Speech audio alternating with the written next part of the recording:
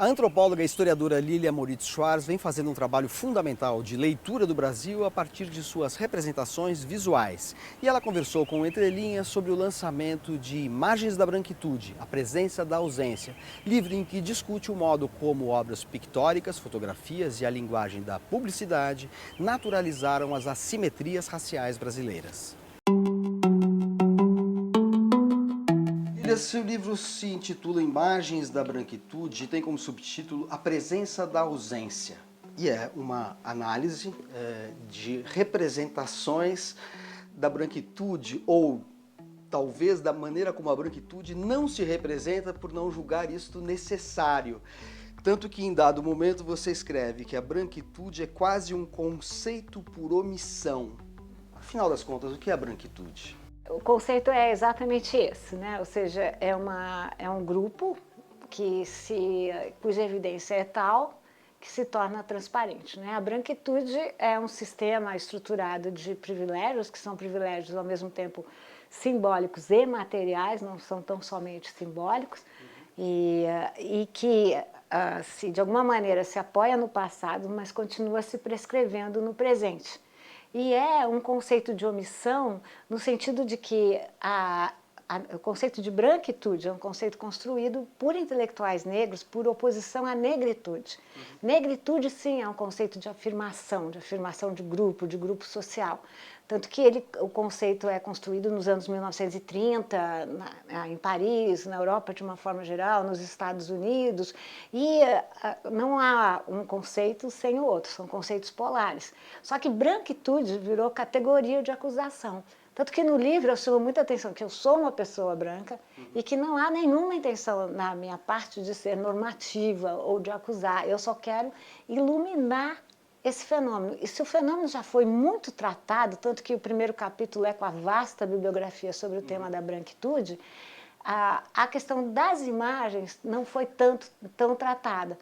E eu parto desse suposto, que a raiz da palavra imagem é magia, né, e que as imagens não são apenas reflexos, produtos, elas produzem realidades. E você também assinala que a palavra imaginário vem de imagem. Exato. E, portanto, essas imagens todas estão impregnadas na nossa maneira de pensar o mundo, codificar o mundo, né?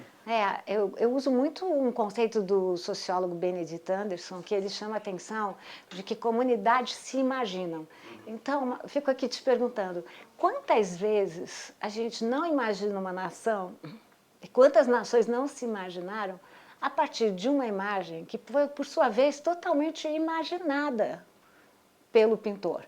Porque muitas vezes ele também não tinha nenhum compromisso com a veracidade e tudo mais. Então, eu me interesso muito por essa questão, que não é uma questão... Por isso que eu digo, imagem não é inocente, eu digo isso o tempo todo, né? Porque ela tem uma penetração.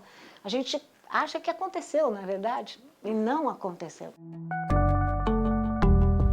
Agora, por que você começa o livro com a análise de um quadro argentino? Essa é uma imagem incrível, eu fui ver essa imagem, é inacreditável. É um personagem que serviu numa corte, numa república de de um mandatário argentino, e ele era uma pessoa de proporções muito diminutas, hoje, né, que se chamava na época um anão, e ele era um bufão que alegrava os amigos e atacava os inimigos. Então ele era muito temido também, e morreu pobre, esquecido, e eu também estranhei, a primeira vez fui eu que vi no museu, eu falei, eu estranhei muito que esse personagem estivesse junto com os próceres da Argentina. E quando você vê a imagem de longe, você pensa assim, olha aqui, como está bem vestido. Está celebrando aquela roupa figura. militar, não parece. sei o quê. Parece, mas eu sempre vejo pelos detalhes. Muitas vezes, pequenos detalhes abrem grandes estruturas. Então, quando eu comecei a ver os detalhes, você nota que o cotovelo está rasgado da roupa, que tem uma chave muito estranha saindo do penacho do cabelo, que ele está com a roupa toda suja, que a calça não é muito branca, está toda encardida, que ele está com a barba por fazer, que ele é negro. E aí, o detalhe fundamental, ele está calçado, mas o calçado dele está furado, mostrando os pés. E essa é uma questão muito importante para o livro, que eu vou retomando o livro inteiro. Essas são como diz um antropólogo que eu gosto muito, Marcel Mauss, e enfim, muitas pessoas do movimento negro, essas são formas de produzir a subordinação. Então, quem tem roupa, quem não tem roupa, que é outro tema que eu exploro, e quem tem sapato e quem não tem sapato. Essas são formas de construir a inferioridade. Construir sem dizer. Essa é uma presença ausente, né? Então, a branquitude se construindo numa posição de dianteira. Até tem uma foto do Militão que eu gosto muito de analisar, que é justamente você logo reconhece quem é o senhor e quem são os escravizados. Pela cor da pele, claro, mas também pela roupa e pelos sapatos e pela posição ligeiramente à frente. Então, esses são pequenos detalhes que abrem muitas estruturas. Então, eu trabalho com detalhes e trabalho com a reiteração, porque muitas vezes você pode falar, nossa, ela leva todas as imagens a mal. Às vezes as pessoas falam, mas a questão não é ver uma vez. Quando você vê 2, 3, 4, aí você fala, bom, aí tem coisa, né? Então, o que faz parte da cultura visual? Uma tela, uma aquarela, um desenho, mas também uma fotografia, também um folheto, também uma propaganda. Então, é esse caldo de cultura que produz esse tipo de representação. Por isso que o livro vai sempre jogando com muitas imagens, né? Não, e é incrível que, muito recentemente, nos anos 70, a publicidade é uma ofensa, é ultrajante, né? É assim, tem uma propaganda de automóvel que fala para você comprar uma família de escravos, que são automóveis, enfim, utilitários, de trabalho, mas eles são equiparados a escravos, e por aí vai, é uma quantidade de Eu diria que até os anos 2024, né? Essa propaganda que você cita, por que eles comparam com um carro? Toda piada, ela tem esse sentido de deslocamento de significados, ou seja, você participa de uma estrutura e essa estrutura é compartilhada por uma comunidade de significação que vai dar risada junto. O que essa propaganda está dizendo? Durante muito tempo, e eu mostro na conclusão, os escravizados homens foram associados à ideia de carregar pessoas brancas, que os corpos deles estavam sempre expostos e os corpos brancos bastante escondidos. É uma outra forma de presença da ausência. Então, a ideia de carregar, de ser um transporte, vai ser imediatamente vinculada à ideia do automóvel. E isso numa época, estamos falando de 70, do milagre econômico, da ditadura militar, e desse incentivo burguês ao carro individual, por oposição ao transporte público. Então, olha só a quantidade de camadas de significação que estão nessa propaganda. Tem até uma propaganda do Ministério da Educação de inscrição no ProUni que mostra uma moça negra entrando, mas depois quando ela tem o canudo, é como se ela se embranquecesse.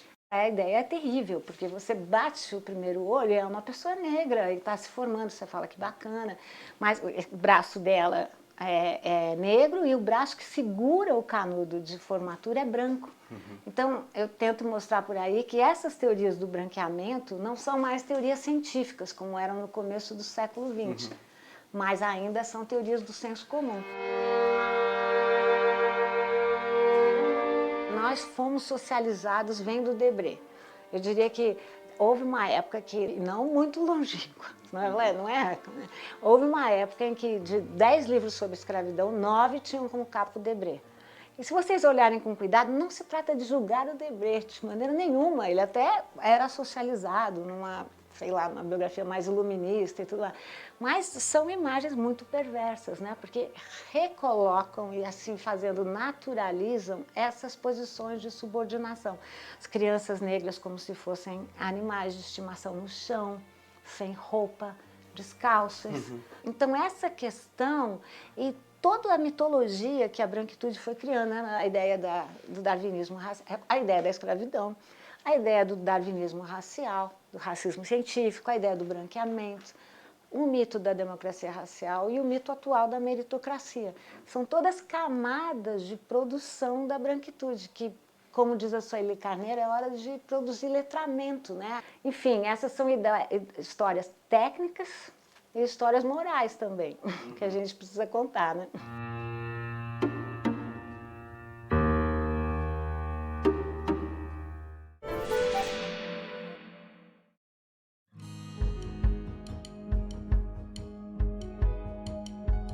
Alguns dos melhores livros de autores estrangeiros lançados no Brasil em 2024 são de escritores italianos, a começar por um clássico do século XX, Alberto Moravia.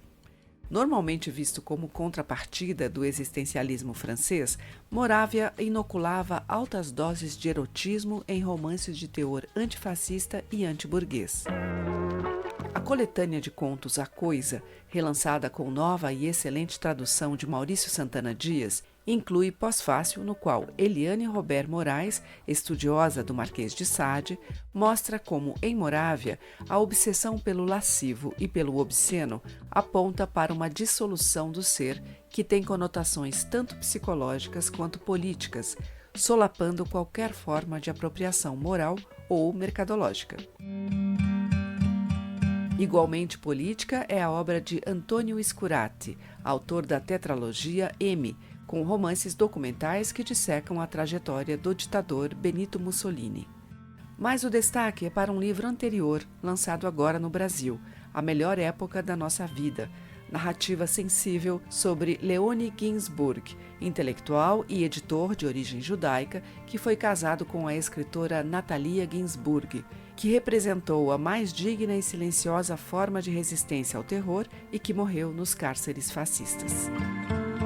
Se o livro de Scurati mescla a história de seus familiares, a de Leone Ginsburg, desvelando o papel de homens comuns que disseram não ao totalitarismo, a tônica autobiográfica e também política está no cerne de Cassandra em Mogadíscio, de Idjaba Chego, que o Entre Linhas entrevistou nesse ano. Filha da diáspora africana, a escritora nascida em Roma faz um relato pungente de sua adolescência nos anos 1990, tendo como pano de fundo a guerra civil que convulsionou a Somália, país de origem de seus pais. Também memorialístico é A Louca da Casa, de Rosa Monteiro. Um dos grandes nomes da literatura espanhola atual, Monteiro contrasta aqui seus amores e sua paixão pela literatura com as biografias e as neuroses de escritores que acompanharam sua vida e sua formação. Ainda na língua espanhola, a editora Fósforo deu início à publicação sistemática de obras de César Aira, prolífico e inclassificável escritor argentino, que teve 4 de seus relatos curtos lançados ao mesmo tempo: A Prova, O Vestido Rosa, Atos de Caridade e o Congresso de Literatura. São uma amostra das variações formais e temáticas presentes na obra de Aira, tendo em comum o sarcasmo em relação às disfuncionalidades da sociedade argentina e a ironia em relação ao meio literário e à própria literatura.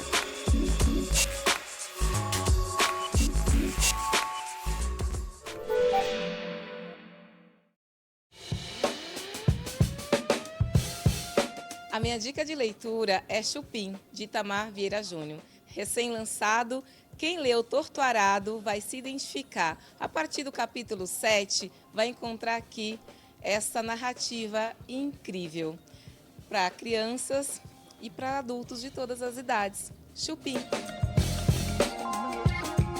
Minha dica de leitura é Aos Prantos no Mercado, de Michelle Zollner, que é um livro belíssimo de uma escritora estadunidense, filha de coreana. E eu tenho muita identificação por ser uma narrativa feminina que mostra esses dois universos entre Ásia e Ocidente, as diferenças geracionais, de uma maneira dura, mas de uma delicadeza extrema.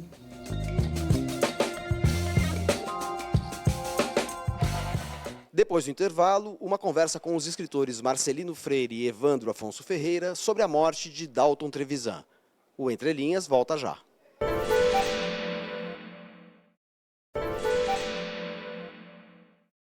O Entre Linhas está de volta e nessa semana a gente teve a notícia da morte do escritor Dalton Trevisan em Curitiba aos 99 anos. E eu estou aqui na Livraria da Vila de Pinheiros, em São Paulo, para entrevistar o escritor Marcelino Freire sobre o seu novo livro, Escalavra. Essa entrevista vai ao ar no ano que vem, mas eu não quis perder a oportunidade de conversar com Marcelino Freire, que é um mestre da concisão no conto, a opinião dele sobre o Dalton Trevisan, que é uma referência dentro desse registro minimalista. E como Evandro Afonso Ferreira, outro escritor brasileiro que estava aqui de passagem, também é um escritor que cultiva a forma mínima, a concisão, eu queria conversar com eles sobre o legado do Dalton Trevisan, esse escritor que estreou em 1959 com novelas nada exemplares e de lá para cá, em inúmeros livros, foi reduzindo as suas narrativas a esse registro minimalista, mas sempre em contos, em narrativas habitadas por personagens que são os desvalidos, os desesperados da modernização tortuosa que o Brasil sofreu ao longo desse último século. Qual é o legado do Dalton para você, Marcelino? O legado eu acho que está representado aqui. Eu ao lado de Evandro Afonso Ferreira, porque o Dalton Trevisan sempre foi assunto nosso, né, Evandro? Assunto o tempo inteiro, porque a gente valorizava a concisão. O Evandro participou de uma antologia, Os 100 Menores Contos Brasileiros do Século, que eu organizei para a Ateliê Editorial, quando eu consegui a participação do Dalton Trevisan. Ele falou, se o Dalton está, eu estou. Só entrei por causa do Dalton. Só entrou por causa do Dalton. Então, o Dalton Trevisan é inspiração. Desde que eu, adolescente no Recife, li Cemitério de Elefantes. Eu digo, pode escrever curto desse jeito? Né? Eu costumo dizer que o Dalton Trevisan não escreve rápido, ele não escreve na velocidade da luz, escreve na velocidade da sombra, nas entrelinhas, não é? Ali dentro da história, do que não está contado, né? O Dalton Trevisan será sempre uma inspiração. E você, Evandro, tem uma narrativa, vários livros, cujos narradores ou personagens também são os excluídos, aqueles que vivem à margem da sociedade. Ou seja, você tem uma tipologia, digamos assim, de personagens que parecem parentes distantes das personagens que habitam os contos do Dalton, né? O Dalton Trevisan foi meu Noel Rosa. Por que eu estou dizendo isso? Noel Rosa, Chico Buarque de Holanda começou copiando descaradamente Noel Rosa. Depois ele se livra e vira Chico Buarque de Holanda. No meu primeiro livro, Grogotó, um crítico muito querido, deve ter uns 90 anos hoje, ele disse, Evandro, você escreve razoavelmente bem, mas tem que se livrar imediatamente de Dalton Trevisan. Você está copiando Dalton Trevisan. Eu falei, isso não é bom? Ele falou, não é bom, porque Dalton Trevisan é um só. Eu fiquei triste, babu, eu queria ser o segundo Dalton Trevisan. É a sombra do vampiro. A sombra do vampiro de Curitiba. E aí eu fui aos poucos me libertando, né, Marcelino? Mas ele sempre foi nosso Deus. Ele praticava a arte do muito em pouco do epigrama. E qual é o sentido dessa redução, além da questão estética, formal? O que isso diz sobre o mundo mental do Dalton Trevisan e a maneira como ele concebe o mundo brasileiro, a vida brasileira e, em especial, a cidade de Curitiba, que é o cenário e até personagem de toda a obra do Dalton? Ele manda para a antologia que eu organizei um microconto que é o seguinte, lá no caixão, sim, paizinho, não deixa essa aí me beijar. Caramba, isso tem tanta coisa escrita aí, o que é que eu posso dizer mais, né? Quem é que está falando isso? Está falando por quê? Para quem? Quem é essa pessoa que ele não quer que beije? Será que é a própria morte que está chegando, né? Lá no caixão, sim, paizinho, não deixa essa aí me beijar. Mesmo morto, não quer que a morte chegue. Ou seja, é tanta coisa que está escrito aí. Então, tudo vale muito mais pelo que não está escrito. Eu acho que o Dalton foi um exemplo exemplar disso aí. E muitas vezes a gente encontra personagens que são maníacas, são uns tarados, né? Ele tem o livro Vampiro de Curitiba, tem o Naldinho que persegue as professoras, as mocinhas, as velhas prostitutas.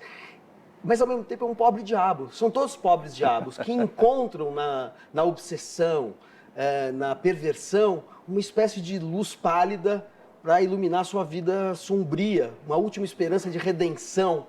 E isso mostra que o entorno que envolve essas pessoas é asfixiante. E elas encontram na mania, né, na obsessão, uma espécie de fresta, né, por onde elas podem vislumbrar uma salvação que nunca vem, diga-se de passagem. Né? Que é bem kafkiano também. Agora quero só comentar uma coisa. Dalton Trevisan, a gente queria comemorar o centenário do Dalton Trevisan. Dalton Trevisan, 100 anos. A gente estava contando com isso. Infelizmente, ele foi antes, com 99. Mas eu compreendi por quê. Ele é sempre 99,9. Não é 100. Nunca foi 100. Ele é o 9,99. Não é isso? Nunca foi. É, Ele não chegou. deixou arredondar. Não deixou arredondar. Ficou no 9,99. Mas vai ficar eterno aí, né, na obra dele e aí nos leitores e leitoras sempre. É maravilhoso. Magistral Dalton Trevisan. E como é que se explica essa reclusão do Dalton, que não saía de casa nunca, recusava entrevistas, homenagens, até mesmo quando ganhou, em 2012, o Prêmio Camões, que é o Nobel da Literatura em Língua Portuguesa? A vontade de desaparecer, né? Acho que tem uma vontade de você sumir, você deixar o seu texto ali na página, como extensão do seu corpo, e desaparecer, ir para a sua sombra, para o seu dia a dia, para o seu cotidiano, caminhar no parque, como ele fazia, né? Agora, imagine isso em época em que todos os escritores estão querendo aparecer no Instagram, em todo lugar, né? Que é o tempo inteiro lacrar, né? E vou dizer que esse desaparecimento tem a ver também que Dalton Trevisan estava ficando cada vez mais mínimo. Ele estava desaparecendo, ele estava, nos últimos livros dele, você vê que ele ia conversando, eu posso até te dizer, com um rap. Ele estava fazendo uma espécie de rap, umas coisas meio rimadas, uns negócios assim que parece que era essa vontade de dizer logo o que queria e sair de perto, né? É esses escritores que eu chamo de escritores passarinhos, sabe? Você tem que tomar muito cuidado para chegar perto, senão ele voa. Isso o Manuel de Barros tinha também, Dalton Trevisan também, não é? Então, eu acho que era isso. É um escritor que canta no seu quintal, mas não coloca ele na gaiola, não. Ele tem que ir embora. Uma vontade de ir embora. Escreve e vai embora. Então, eu acho que ele é uma lição para a gente. Fica no teu canto, passarinho.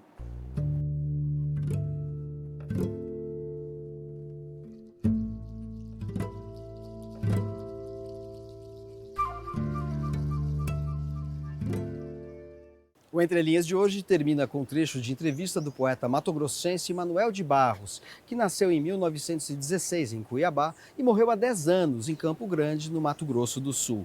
Com uma linguagem inovadora para a qual confluem elementos modernistas e regionalistas, Manuel de Barros é autor de obras como Gramática Expositiva do Chão e Tratado Geral das Grandezas do Ínfimo. Até semana que vem. A conversa aconteceu durante um passeio pela Avenida Paulista e o Trianon serviu de cenário para a entrevista. Ela disse que eu devesse badalar mais, né? Por aí e tal, vir mais aqui a São Paulo, aceitar fazer essa coisa aí. Eu sou um fazedor de frases, sabe? Mas sem esse troço. Depois de muitas tentativas de distrair o poeta, ele enfim começa a falar. Como é que é a paixão pela poesia? É o maior orgasmo, não tenho a menor dúvida. Eu tenho uma paixão mesmo. Um negócio de tara mesmo. Eu nunca fui abandonado por ela, nem um dia, nem um minuto, nem um segundo. Sonho com ela, acordo. Tenho sei lá, é uma doença. Eu sou adoecido pela poesia. E no final, até recita. Então vamos lá. Que a palavra parede não seja símbolo de obstáculos à liberdade, nem de desejos reprimidos, nem de proibições na infância, etc. Essas coisas que acham os reveladores de arcanos mentais. Não. Parede que me seduz é de tijolo, adobe, preposto ao abdômen de uma casa. Eu tenho um gosto rasteiro de ir por reentrâncias, baixar em rachaduras de paredes, por frinchas, por gretas, com lascívia de era. Sobre o tijolo, ser um lábio cego, tal um verme que iluminasse. Que lindo! Tá bom.